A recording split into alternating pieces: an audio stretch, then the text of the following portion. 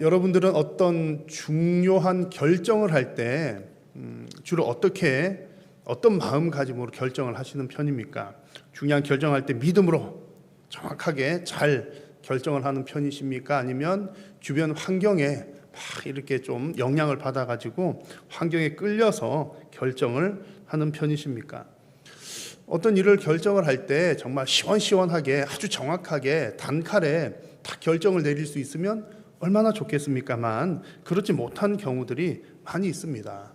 어떻게 결정을 해야 될지 참 대단히 고민이 되기도 할 뿐만 아니라 이렇게 결정을 해놓고서도 내가 이렇게 결정한 게 제대로 결정을 했나? 이렇게 의문이 드는 경우들이 많습니다. 아쉬움이 남는 경우도 많이 있죠. 우리 대한민국 국민이라면 누구나가 다 한 번쯤은 고민해 보았을 법한 대표적인 상황이 있습니다.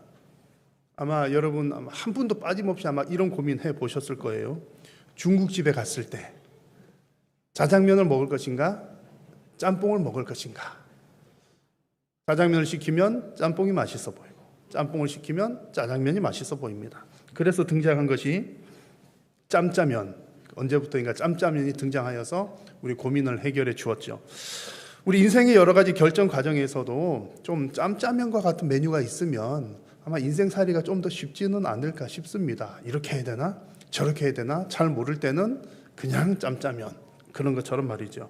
특히 여러분 신앙생활에 있어서는 이 어떤 결정을 신앙적인 결정을 내릴 때는 이게 정말 하나님께서 기뻐하시는 결정인가 믿음의 결정인가 아닌가 하는 부분들이 더 많이 고민이 되는 경우들이 많이 있습니다.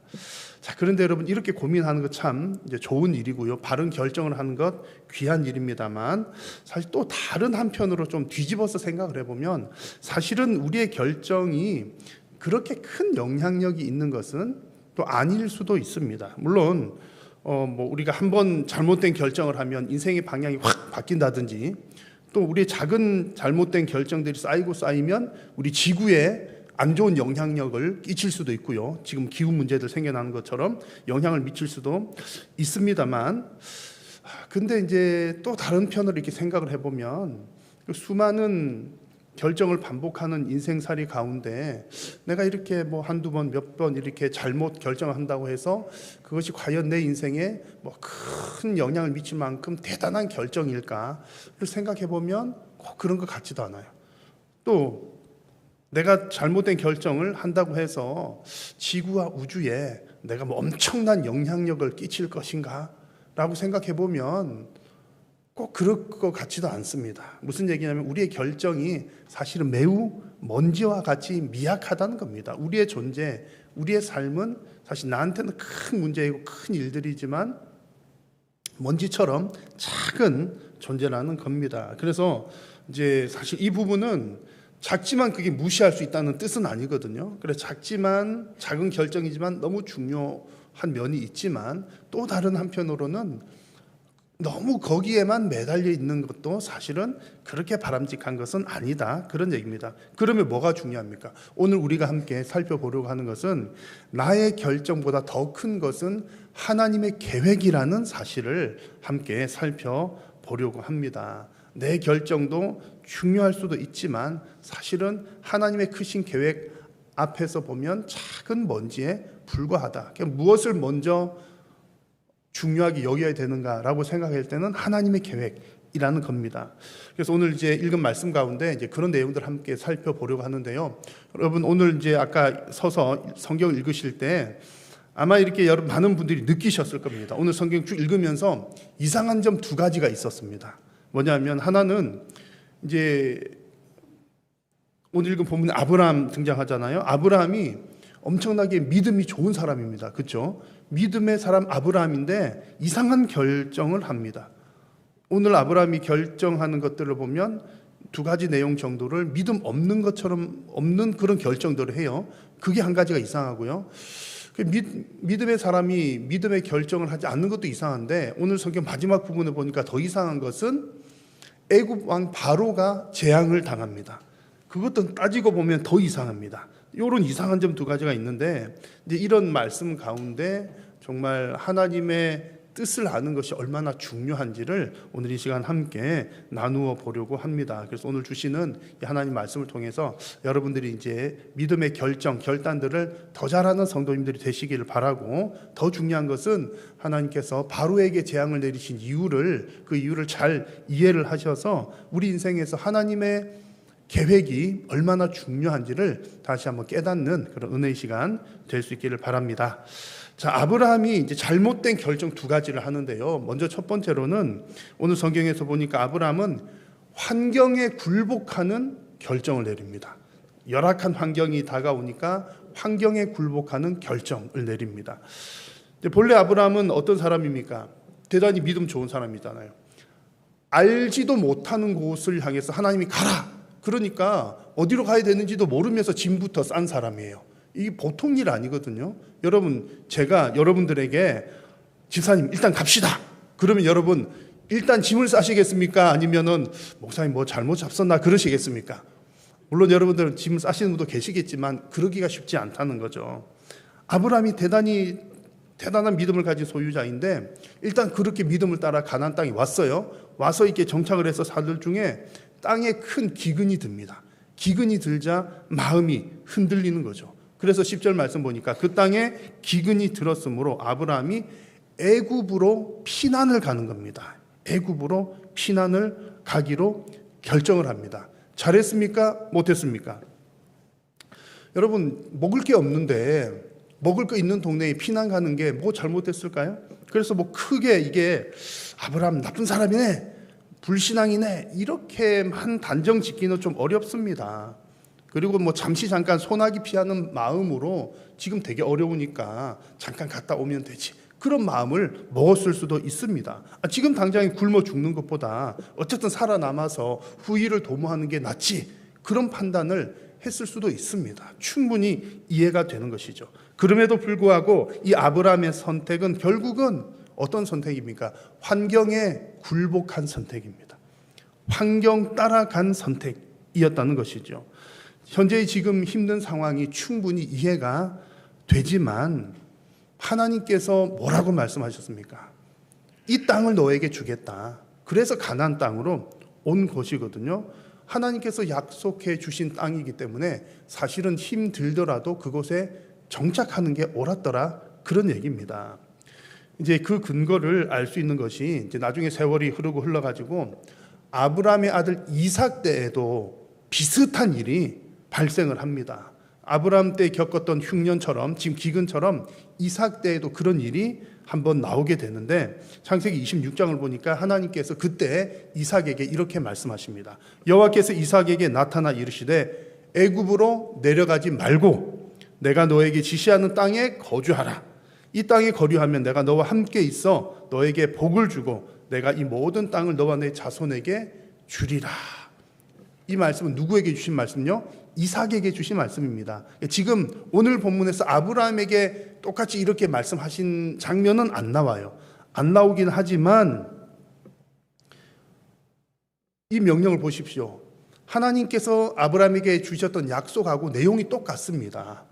그러니까 지금 오늘 본문에서 이 구절이 나타나지는 않지만 아브라함을 이 가나안 땅으로 인도하신 목적은 똑같다는 겁니다. 너에게 복을 주겠다, 이 땅을 너와 내 자손에게 주겠다, 이 약속은 똑같은 겁니다. 그래서 오늘 본문의 상황에서도 하나님의 마음은 똑같았을 것이라는 얘기입니다. 아브라함아, 너 애굽에 내려가지 말고 이 땅에 힘들어도 버텨봐. 내가 어떻게든 해줄게. 그게 이제 기록된 것은 없지만 이삭 때와 같은 맥락일 것으로 보는 겁니다. 그래서 아브라함은 여러분 기근이 심한 이런 환경 가운데에서도 열악한 환경이라 할지라도 하나님의 약속을 기억하며 버티는 것이 믿음의 결정이었습니다. 만약 아브라함이 죽으면 죽겠습니다, 그런 마음으로 버텼더라면 하나님이 어떤 방법으로든 살게 해 주셨을 것이라고 생각을 합니다. 그런데 안타깝게도 아브라함은 그런 결정을 하지 못하고 잘못된 결정, 환경에 이끌리는 결정을 하게 되었습니다. 그래서 오늘 우리가 이제 이 장면을 보면서 이제 중요한 메시지를 이제 두 가지 정도를 발견할 수 있는 겁니다. 첫 번째는 믿음의 사람이라고 할지라도 완벽한 사람은 아니라는 겁니다. 아브라함이 대단히 믿음이 좋은 사람이었지만 믿음이 좋다는 그 얘기가 완벽하다는 얘기는 아닙니다. 이것을 다른 말로 얘기하면 자신의 믿음을 믿어서는 안 된다는 얘기입니다. 제가 가끔 이런 표현들을 사용하거든요. 자기의 믿음을 믿어서는 안 됩니다. 지금은 내가 대단한 믿음의 결단을 하고 마음이 막 뜨거운 상태라고 할지라도 그것을 믿어서 안 된다는 거예요. 그거 믿고서 나는 믿음이 대단히 괜찮은 사람이야, 나는 결코 흔들리지 않아, 교만해서는 안 되고 안심해서도 안 된다는 이야기입니다. 나는 여전히 연약한 존재이기 때문입니다. 그래서 여러분, 우리는 나 자신의 믿음을 믿는 것이 아니라 날마다 누구의 도움을 구합니까? 하나님의 도움을 구하고 하나님께 매달려야 합니다. 그래서 여러분, 우리가 이것을 좀 오해를 하시면 안 되는 겁니다. 교회 와서 여러분 믿음을 가지십시오, 이 얘기는 맞거든요. 믿음이 나쁘면 믿음이 좋아야 되죠. 믿음이 좋아야 되고 믿음이 성장해야 된다는 것은 맞습니다. 성도가 믿음으로 살아갑시다, 이 얘기도 맞는 얘기예요. 그런데 나의 믿음을 믿어서는 안 된다는 겁니다. 성도는 나의 믿음으로 버티는 사람이 아니라 성도는 오직 하나님의 은혜로 살아가는 사람입니다. 이것을 믿음을 가져야 되지만 내 믿음을 의지하지 않도록 조심해야 한다는 겁니다. 그래서 지금 이제 아브라함처럼 이렇게 이제 열악한 환경이 올 때에 그 열악한 환경에 넘어가는 것도 문제지만 더 큰 문제는요, 내 믿음을 과신하다가 넘어지는 것은 더 위험합니다. 왜냐하면 막 이렇게 환경이 막 몰아쳐가지고 어쩔 수 없이 이렇게 한번 툭 넘어지면 그래도 그 환경이 몰아치는 바람이 좀 지나가고 나면 툴툴 털고 일어설 수 있거든요. 일어서기가 비교적 쉽지만 내 믿음을 과신하다가 넘어지면 내 마음 자체가 부러집니다. 내 믿음에 대한 의심이 생겨요. 그러면 다시 일어서기가 더 힘들어지게 되는 겁니다. 그래서 여러분, 오늘 이 아브라함을 보면서 이 믿음의 사람이 이런 잘못된 결단을 하는구나라고 하는 것을 타산지석으로 삼아서 믿음이 아무리 좋더라도 완벽하지 않다라고 하는 사실을 늘 인정하면서 하나님의 은혜를 더욱더 사모하는 저와 여러분 될 수 있기를 바랍니다. 그리고 오늘 또 이 아브라함의 잘못된 선택을 보면서 이제 두 번째 우리가 기억할 수 있는 것은요, 기근이 심할수록 정말 하나님의 약속을 잊지 말아야 한다는 점입니다. 우리 성도의 인생에서도 아브라함이 당했던 기근처럼 정말 아주 위기의 순간들이 점점 다가올 때가 종종 있습니다. 심각한 환경의 변화들 있을 수 있습니다. 힘들고 어려운 시간인 것은 분명하죠. 얼마나 힘들겠습니까? 그러나 우리가 붙들어야 될 것은 열악한 환경만 피해 다니는 사람이 아니라 하나님의 약속을 바라보는 사람이 되어야 한다는 겁니다. 막 어려운 일이 있을 때 기근이 들었다고 떠나가고, 물론 여러분 꼭 그렇게 해야 되는 때도 있긴 합니다만 늘상 우리 삶의 패턴이 그렇게 되어서는 안 된다는 겁니다. 여기 힘들다고 여기 떠나고 저기 힘들다고 저기 떠나고 하다 보면 환경에 의해서 지배를 당하는 인생이 됩니다. 하나님의 백성은 환경을 따라 움직이는 백성이 아니라 하나님의 약속을 따라 움직이는 사람들입니다. 약속을 기억하고 앞으로 나아가야 목적 지점에 정확하게 도달할 수가 있습니다. 그러므로 환경의 변화나 위기에도 하나님께서 주신 약속을 붙들고 나아가시는 우리 모든 성도님들이 되시기를 축복합니다. 자, 그리고 두 번째로 이제 아브라함이 또 잘못된 결정을 합니다. 그러니까 첫 번째는 지금 기근이 들어가지고 애굽으로 가자, 피난 가자, 이거 잘못된 결정이었고요. 두 번째 잘못된 결정은 이제 아내를 누이라고 속이는 장면입니다. 이 장면은 아브라함이 하나님의 약속의 성취보다도 자신의 안전을 먼저 생각하는 잘못된 결정이었습니다.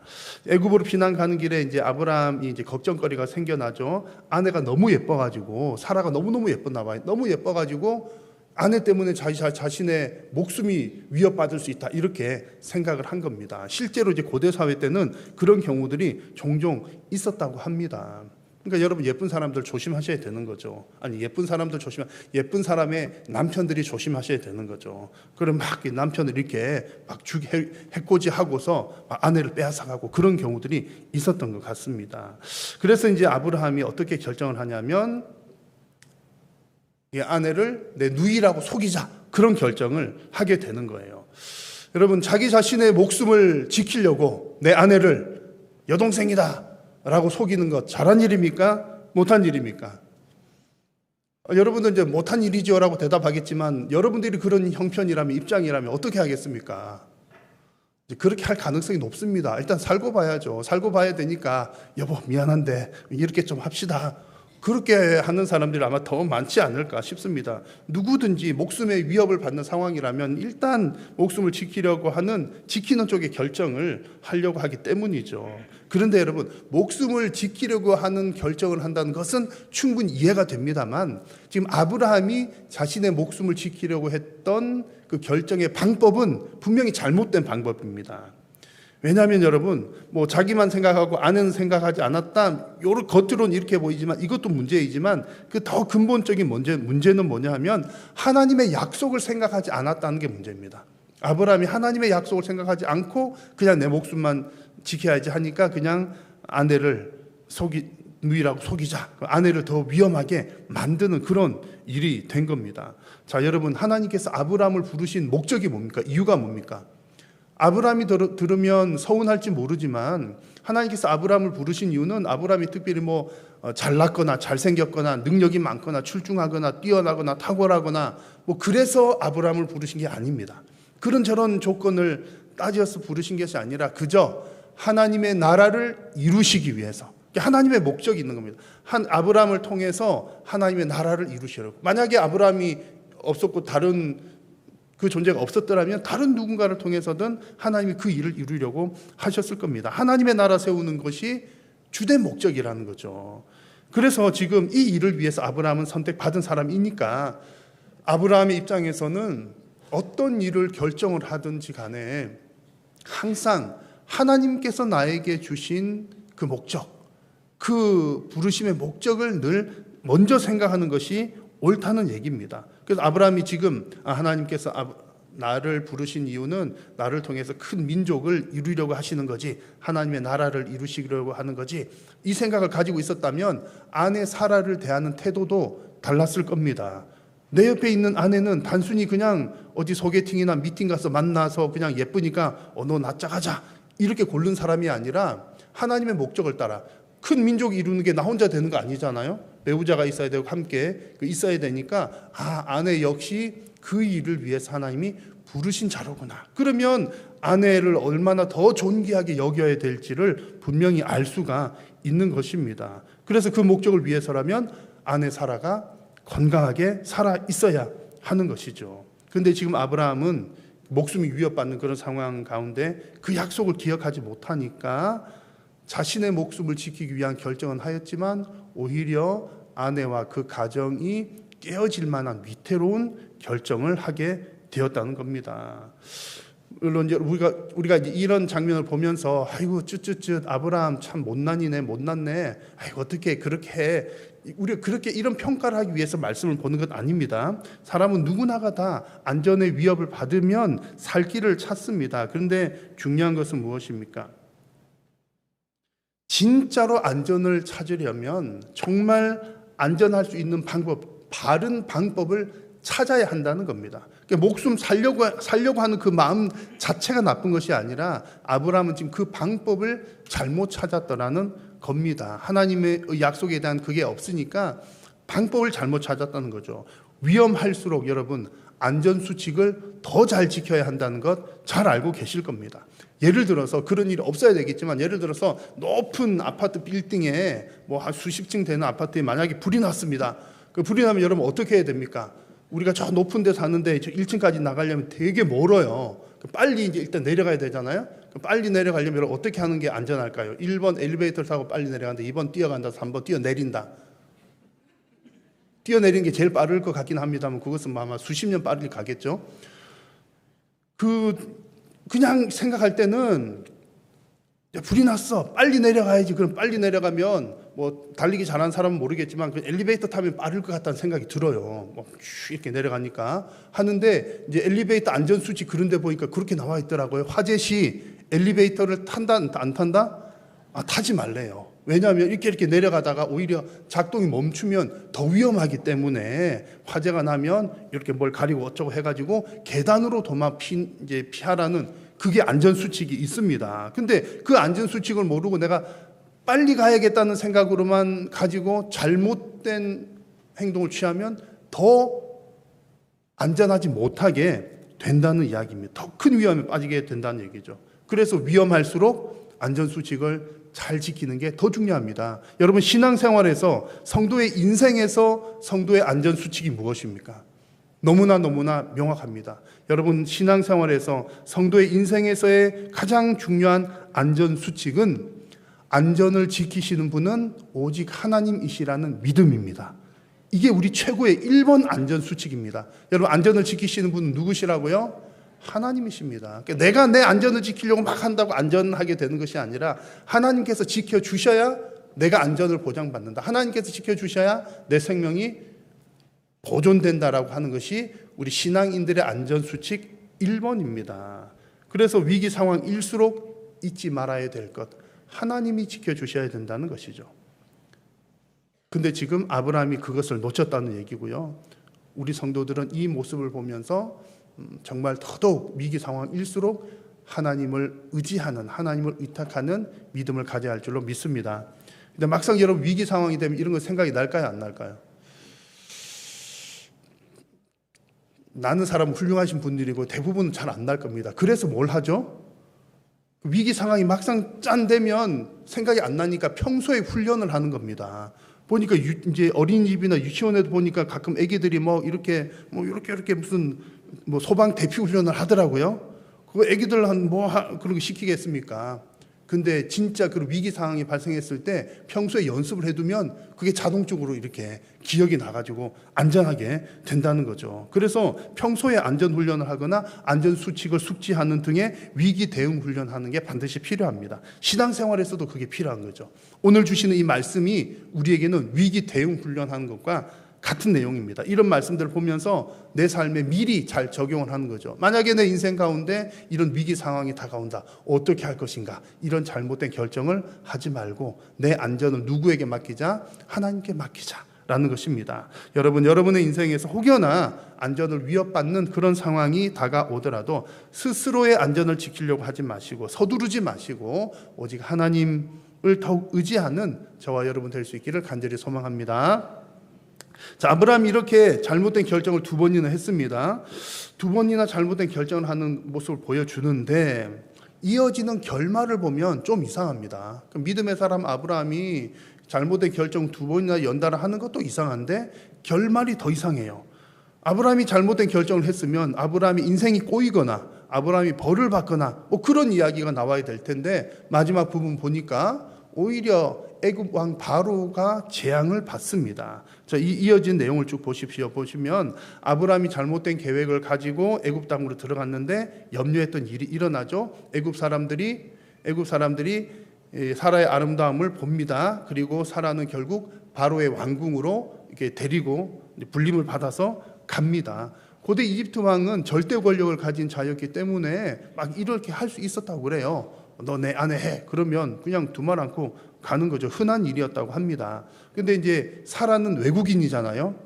이집트 애굽 입장에서 볼 때 외국인이었는데 이 외국인 여인들 같은 경우에는 외교적인 측면도 있었다고 합니다. 그냥 막 빼앗는다는 그런 개념보다는 일종의 동맹이나 친선을 맺어서 이제 이렇게 너를 나의 후궁으로 맞아들일 테니 이 바로가 얼마나 위대한지 잘 보라. 그러면서 외교적인 영향력을 끼치는 거죠. 오늘 본문도 좀 비슷한 그런 분위기인 듯합니다. 그래서 16절의 말씀을 보니까 그냥 사라를 빼앗고 아브라함을 그냥 이렇게 내친 것이 아니라 아브라함에게 후대합니다. 잘 해줍니다. 소도 주고 양도 주고 노비도 주고 나귀도 주고 낙타도 주고 막 이렇게 해가지고 잘 해주는 거죠. 좋은 동맹 관계를 맺는 겁니다. 그래서 여기까지 가만히 보면 바로가 잘못한 게 있나요? 오히려 지금 아브라함 가족이 객지에서 왔는데 이렇게 왕궁까지 불러주니까 오히려 바로 입장에서는 아브라함에게 좋은 기회를 제공한 거죠. 또 게다가 사라가 그냥 이제 결혼한 사람인지 모르는 상태였으니까 또 이제 나쁜 일 한 것은 없어 보입니다. 그런데 이 일로 인해서 하나님께서 누구에게 재앙을 내리신다고요? 바로에게 재앙을 내리시는 겁니다. 17절에 여호와께서 아브라함의 아내 사라의 일로 바로와 그 집에 큰 재앙을 내리신지라 그랬습니다. 이 히브리어 원문을 보면 그냥 큰 재앙이 아니라 큰 재앙들이라고 했습니다. 구체적으로 어떤 재앙인지는 모르지만 하여튼 온 왕궁을 발칵 뒤집어 놓고 온 애굽이 들썩거릴 정도의 큰 재앙이었습니다. 그리고 이 일이 아브라함 때문에 일어난 일이라는 것을 이제 바로가 알 정도로 이게 내가 사람을 잘못 데려왔구나 알 정도로 심각한 일들이 일어난 겁니다. 그래서 이제 바로가 그 사실을 알고서는 아브라함을 불러서 야단을 치고 사라를 돌려보냅니다. 너 때문에 우리 다 죽을 뻔했잖아. 능 데리고 떠나가. 이렇게 해서 돌려보냅니다. 자, 여러분, 거짓말을 하고 속인 것은 누구죠? 아브라함인데 재앙을 당한 사람 누구요?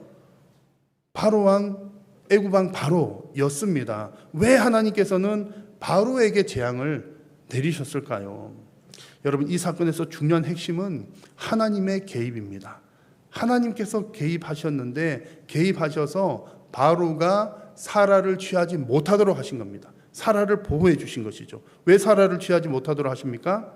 아브라함이 하나님께서 어떤 계획을 가지고 계셨기 때문에 아브라함을 통해서 큰 민족을 이룰 계획을 가지고 계셨기 때문에. 그래서 아브라함은 모든 민족의 아버지가 되고 사라는 여러 민족의 어머니로 삼을 계획을 갖고 계셨기 때문입니다. 그래서 시간이 지나서 창세기 17장에 보면 하나님께서 이제 그 지금은 사레라고 불렸지만 이름을 사라로 바꾸시면서 자세하게 말씀을 해 주십니다. 내가 그에게 복을 주어 그를 여러 민족의 어머니가 되게 하리니라고 말씀을 하셨습니다. 하나님께서는 이 계획을 위해서 아브라함을 또 사라를 살려 두신 것입니다. 하나님의 계획을 위해서입니다. 그래서 여러분, 아브라함이 잘못을 했지만 바로에게 재앙이 임한 이유는 아브라함만 사랑하고 바로는 이방 사람, 나쁜 사람이니까 너를 미워해서 재앙을 내린 것이 아니라 하나님의 계획을 이루시기 위함이었다는 것입니다. 여러분, 오늘 우리는 이 사실을 정확하게 잘 이해를 해야 합니다. 우리들에게 있어서도 똑같습니다. 하나님이 나 자신을, 여러분 자신을 있는 모습 그대로를 사랑하십니다. 그것도 맞는 얘기지만요, 뭘 잘하고 못하고를 떠나서 여러분들이 있는 모습 그대로를 사랑하십니다. 그것도 맞는 얘기지만 더 중요한 것은 하나님께서는 하나님의 백성을 통해서 하나님의 뜻을 이루기를 원하신다는 것입니다. 하나님의 백성이 바른 선택을 하고 바른 결정을 하는 것도 물론 중요합니다. 중요한데 더 큰 것은 그것이 하나님의 계획 안에서 이루어진다는 사실이 더 중요합니다. 그래서 성도들은 내가 어떤 결정을 하면 잘할까 할 때 나의 결정이라고 하는 그것에만 집중하게 되면 오히려 더 결정을 잘 못하는 수가 있습니다. 그러나 하나님의 계획이 무엇인지, 하나님의 뜻이 무엇인지를 먼저 이해하고 따르게 되면 바른 결정을 하는 데 있어서도 더 큰 도움을 얻게 되는 것입니다. 그러면서 볼 때 우리가 결정하는 한 가지들은 아주 작은 먼지와 같습니다. 우리는 대단히 큰 고민하고 하지만 사실 별게 아닐 수가 있는 거죠. 더 중요한 것은 그 일을 통해서 하나님의 뜻이 어떻게 이루어지느냐를 아는 것이 더 중요합니다. 그 뜻에 우리의 모든 계획과 결정을 맡기면 그 모든 결정들은 하나님이 원하시는 대로 이루어지는 결정이 되는 것입니다. 여러분, 지금도 하나님은 살아계셔서 역사를 주관하고 계십니다. 지금도 하나님께서 친히 그 뜻을 이루고 계십니다. 이 사실을 잊지 않고 바르게 고백하면서 어떤 환경 가운데서도 믿음의 바른 결정을 하며 살아가는 저와 모든 여러분들 되시기를 주님의 이름으로 축복합니다. 기도하겠습니다. 살아계신 여호와 하나님, 우리 하나님의 크신 은혜와 사랑을 감사합니다. 우리는 참으로 비록 연약하고 부족한 존재들이지만 하나님께서 하나님의 백성들을 통하여 하나님의 일을 이루어 가고 계시는 줄로 믿습니다. 하나님, 우리가 하나님의 뜻을 더 잘 이해하는 믿음을 허락하여 주시고 우리의 결정과 우리의 모든 선택들은 작은 것에 불과하지만 하나님의 뜻에 맞추어 나아갈 때 그것이 가장 좋은 결정이요 가장 좋은 선택이 되는 줄로 믿습니다. 주님의 뜻을 깨달아 하는 은혜가 있게 하여 주시옵소서. 예수님의 이름으로 기도드립니다.